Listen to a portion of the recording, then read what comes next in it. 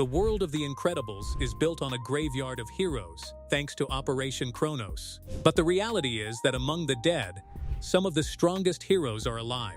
Today, we're covering 10 superheroes nobody knows are alive in The Incredibles 3. Subscribe to the channel if you want to stay up to date with The Incredibles news and mysteries. Reflux. Let's start with the most unlikely survivor in the history of superhero movies. We're talking about Reflux. When we first saw him in Incredibles 2, he was more of a gag than a character. An elderly man with a superpower that lets him heave searing hot lava. Well, that's unexpected but cross and outright disturbing. But if you look past the joke, Reflux's presence confirms that there's something huge about this timeline. He's clearly a senior citizen who is appearing to be well in his 60s or 70s. So this implies that when he was an active super, he used to be alongside legends like Mr. Incredible, Gazerbeam, and Elastic Girl, dominating the supervillain world. How did a guy like him survive the purge that ended up killing so many A-list heroes? The answer lies in the nature of his powers. Syndrome's Operation Kronos was designed to test his Omni-droids and make them stronger against some of the strongest fighters in the world.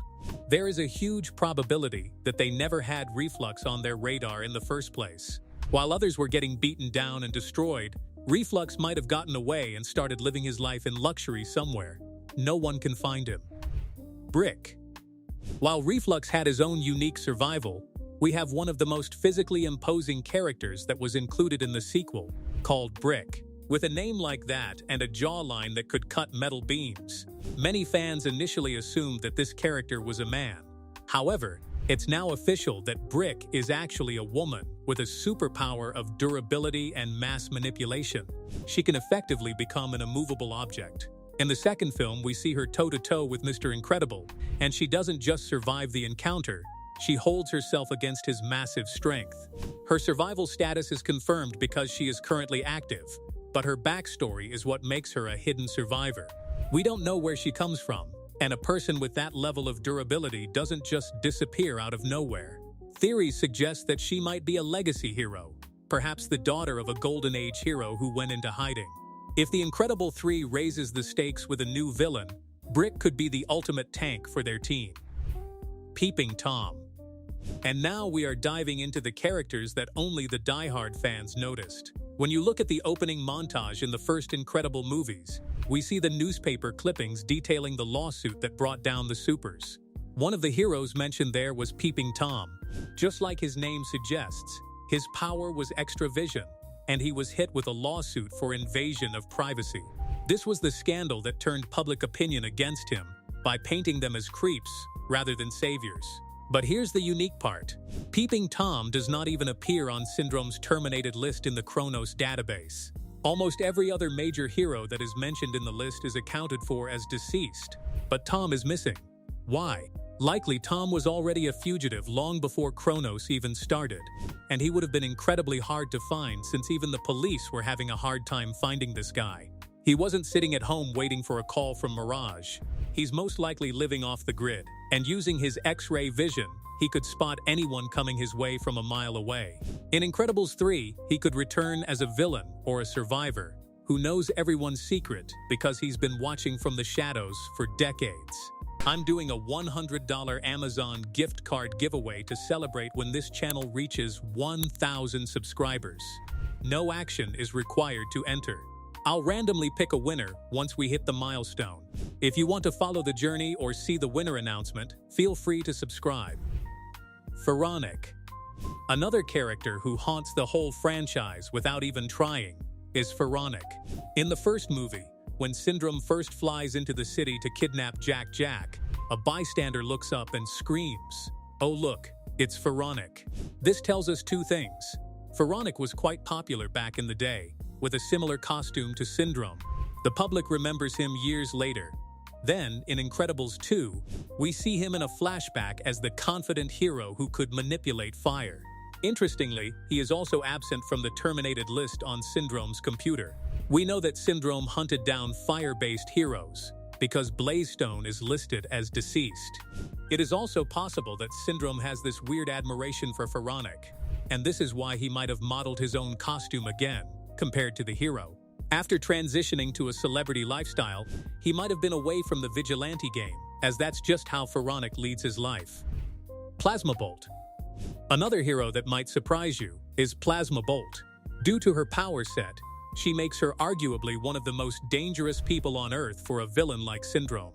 Her abilities allow her to absorb any electromagnetic energy there, is using an antenna on her cowl and redirect it as an antenna blast. She is a walking, talking EMP device. If she had ever been lured into Nomensen Island to fight an Omnidroid, the fight would have lasted about 5 seconds because she would have short-circuited the robot instantly by draining its power. She is also not on the list of terminated people, and she likely went completely off-grid for her own reasons. Do you think she will return? Tell us in the comments below. Now that we're getting into the top 5 heroes, please subscribe to the channel if you're enjoying it so far, because it is only going to get crazier from here on. Splashdown. Edna Mode cited that Splashdown was sucked into a vortex because of his cape, but let's look at this critically. Splashdown was a hydrokinetic character, and his entire power revolved around controlling water, swimming at high speeds and communicating with sea life. The idea that a master of the ocean could be killed by a simple vortex is like saying a bird died because it fell off a branch. It just doesn't make any sense. The only theory here could be that Splashdown faked his own death, and the cape accident was the perfect cover-up story to escape the government oppression of the superhero ban. Splashdown was also known to be obsessed with the legend of Atlantis, and he probably used his death to completely destroy his ties with everyone and disappear into the ocean's depths to find the lost city. Since he was never recovered, there is no proof that he died. In The Incredibles 3, the Parr family could discover that Splashdown isn't just alive, he's ruling an underground kingdom all by himself. Do you think he could be ruling with absolute grace? Well, there's always that possibility. Psych Wave. Talking about making the impossible possible, we have Psych Wave, whose powers are one of the scariest concepts for a superhero in the Pixar universe. This woman was a mentalist with the ability to paralyze anyone, control minds, and even predict what other people are thinking. How can someone be so strong in the first place? Her file in the Operation Kronos also says that Omnidroid terminated her, but this is the one that fans refuse to accept. Why? Because you cannot trap a mind reader. If Psychwave had the ability to see the future or intentions, she would have known the moment Mirage approached her that it was a trap. She would have sensed deception, malice, and a hidden agenda. A hero with precognitive abilities like that doesn't just walk into the robot death without knowing anything. The theory here is that Psychwave slowly realized the government and Syndrome were hunting heroes, so she would have used her powers to fake her own death. She could have mentally manipulated the guards or even Mirage herself to report her as terminated while she slipped away. She is likely hiding in the plain sight or even working as a therapist or government official by using her identity secret. If she ever returns, she is going to become the ultimate strategic asset of the team, who can help them reclaim the heroic world. Everseer. Just like Psychwave, Everseer's death gives us a massive plot hole in Syndrome's perfect kill streak, and some things just don't add up here. This guy was really strong because of his telepathic vision, and according to the expanded lore in the Incredibles comic books from Boom Studios, he had the ability to see up to 10 years in the future. If this power is canon, then Everseer saw his own death coming a full decade before it even happened. This raises a massive question. Did he accept his fate, or did he change it? Syndrome's files say that he is dead. If you knew exactly when and how a robot was going to kill you 10 years in advance, you would have an eternity to plan an escape. Everseer was quite paranoid, obsessive-compulsive, and he wasn't just the type to give up. The most exciting theory is that he is still alive and could have projected a telepathic illusion of his death to censor the Omnidroid, satisfying the machine's programming while physically escaping from the place. He might be living in a bunker somewhere, and as he is the last witness to the genocide of supers, he might be waiting for the right moment to come back. His return in The Incredibles 3 could serve as the battle's igniter and catalyst for the plot.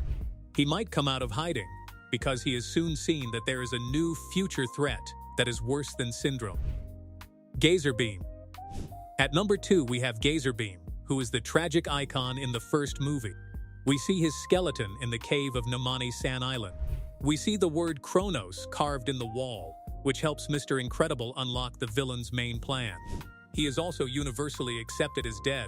But if we look at the character's archetype, Gazerbeam was the Batman of this universe. A lawyer in civilian life and a brilliant detective who refuses to give up. He even uncovered Syndrome's plot when no one else could by figuring out the password. He found the computer, and he was the one who knew everything. Is it possible that the genius allowed himself to die in a cave just like that?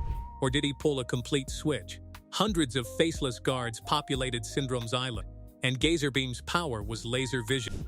This theory suggests that Gazerbeam didn't die. He killed a guard, burned the body beyond recognition, and escaped the place. The Kronos carving wasn't just a dying message, but it was a clue for whoever came next. Gamma Jack. Last one on the list is Gamma Jack, and this one might blow your mind. It is a theory that breaks the internet, and it is the most hyped concept for Incredibles 3. Gamma Jack was the Golden Age superhero described as handsome, with wave-perfect hairstyles and the ability to create radioactive explosions. He was an arrogant and slightly unhinged superhero. According to the database, he died, but looked closer. Gamma Jack looks exactly like an adult version of Jack Parr.